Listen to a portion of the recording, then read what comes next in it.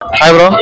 నిన్న Ram 22 rapport Andhra King తాలూకా glimpse release అయింది. చూసారా భయ్య, ఎలా ఉంది? చూసాం భయ్య, చాలా బాగుంది.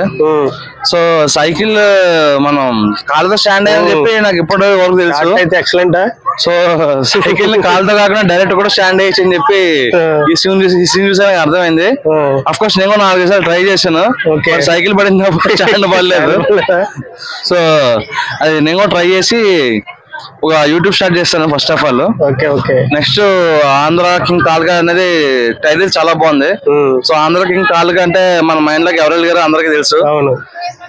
చూసుకుంటే మనం ఎలక్షన్ లోకి గెలిచాక పిఠాంబరం ఎమ్మెల్యే గారు తాలూకా అంటారు కదా, సో దాన్ని రీమేక్ చేసి ఆంధ్ర కింగ్ తాలూకా అని పెట్టారు.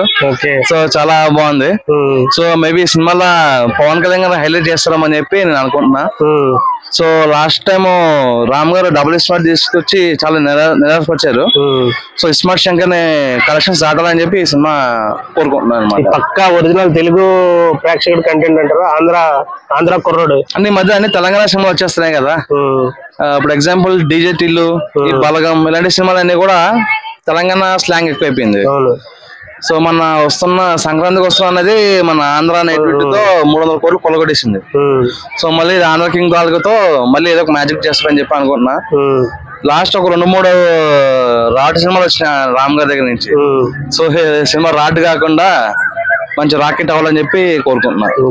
సో ఆ టీజర్ లో ఆ టికెట్లు చింపేది, ఆ టికెట్లు ఎలా చూస్తే అప్పట్లో 90s 85 ఆ టైంలో అసలు టికెట్ల కోసం ఎంత క్రేజ్, ఎలాంటి ఇన్ఫ్లుయెన్స్ ఉపయోగించేదని మనం చూసొచ్చు.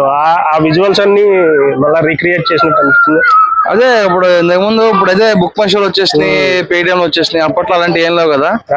సో బస్ టికెట్ ఇంతకుముందు బస్ టికెట్ ఇచ్చేవారు, అలాంటిది ఇప్పుడు అంతకుముందు టికెట్ ఇలాగే సినిమా టికెట్ ఇచ్చి సో చింపి నా జేబులో పెట్టుకుంటే అది మజానే వేరు. దాన్ని చేత్తో పట్టుకుంటే అసలు ఏదో ఒక 100 కోట్ల లాటరీ తగిలిన ఫీల్ అయిపోయారు అనమాట.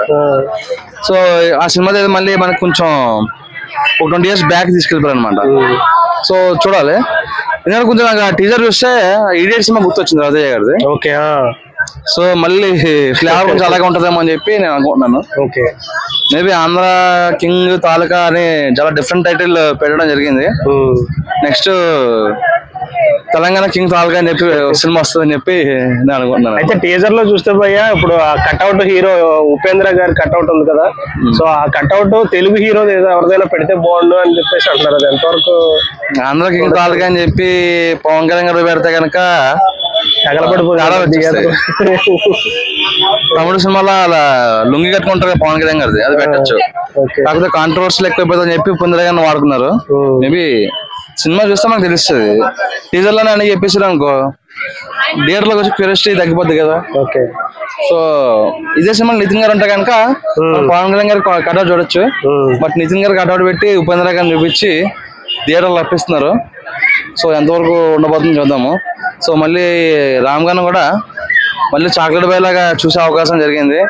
మన దాకా స్మార్ట్ శంకర్ లా సగం దువ్వేసి సగం బైక్ లేపేసి ఫుల్ మాస్ చేశాడు. సో ఎందుకు ఏదో మ్యాజిక్ చేస్తారని చెప్పి అనుకుంటున్నాను. సో ఓవరాల్ గా గ్లిమ్స్ అయితే ఇంట్రెస్టింగ్ గా ఉంది. గ్లిమ్స్ ఇంట్రెస్టింగ్ గా చాలా క్యూరియాసిటీ అదిరిపోయింది అనమాట. సో అంటే చెప్పిన ఇడియట్ ఫ్లేవర్ అని చెప్పి. సో చూడాలి ఒకసారి ఎట్లా ఉంటుంది అనేది. Okay, thank you.